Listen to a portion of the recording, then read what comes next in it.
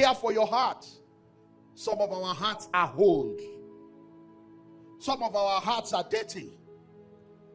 The reason what God is trying to push inside you is not entering, maybe because your heart is full.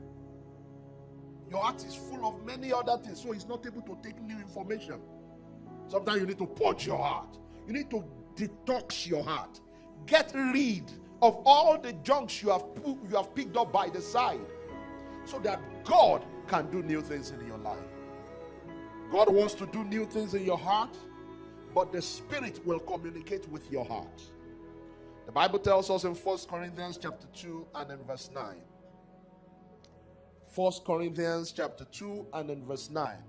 But as it is written, eye has not seen, nor ear heard, neither have entered into the heart of man the things which God has prepared for them that love him. What God is preparing for you needs to enter your heart before it enters your life. The heart is the entry point of great and mighty things that God wants to do.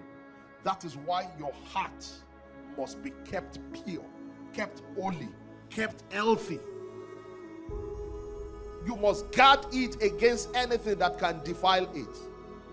If the center is not working well, the branches will not work well.